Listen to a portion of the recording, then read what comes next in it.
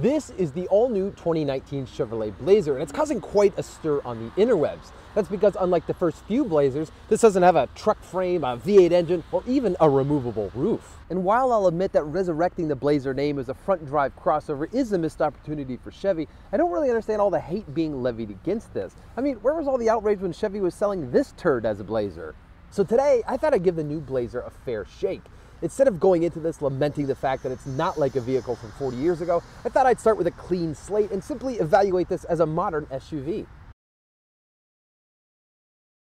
Chevy actually left me off the invite list for the first drive of the 2019 Blazer, but the good people of Columbia Chevrolet in Cincinnati, Ohio were kind enough to lend me this Blazer Premier model for today's evaluation. So thanks to them for that. And if you'd like to buy this very Blazer I'm driving today, I'll be sure to leave a link to Columbia's website in the description below. One of the biggest online gripes with the new Blazer is that it's no longer a body-on-frame design. This uses the same unibody chassis as the GMC Acadia, but that's kind of like complaining that the wheels on your car aren't made of wood. Bolting a body to a separate frame is the old way of doing things. Virtually every new SUV launched over the last decade has been on a car-like unibody chassis, and there's a simple reason for that. It's just better. Hardcore off-roaders will tell you that you need a separate frame to do real off-roading, and that may be true, but I doubt many people are fording a river on their way to work. And the Jeep Grand Cherokee is a unibody design, and it doesn't seem to have any problem with off-roady stuff. The Blazer's other main talking point is styling, which it kind of has a lot of, especially in this area here. The Blazer isn't what I'd call beautiful, but it is unique.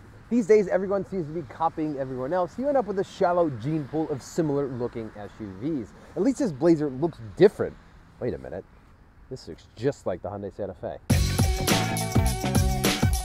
I haven't heard any complaints about the Blazer's interior, which is probably because it's a nice place to spend time. There are a couple of cheap bits of plastic, but overall the materials feel quality and there are some nice design touches. And I really like the overall design of this cockpit. It feels like a four-door Camaro with slightly better visibility. It's also similar to the Camaro under hood.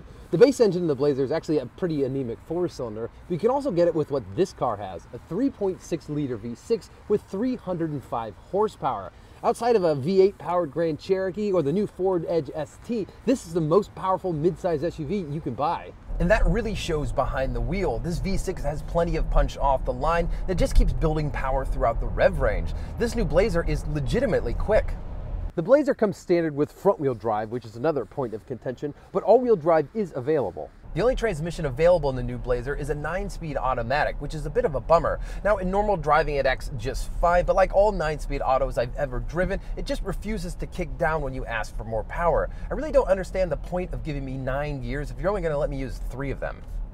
Unlike every other Blazer in history, this new model has 4-wheel independent suspension, which means this rides and drives like a modern vehicle instead of a truck from the 1970s. The suspension is nice and comfortable, the steering is surprisingly good, and outside of some engine noise, it's really quiet in this cabin, which isn't something you can say about any of the other Blazers.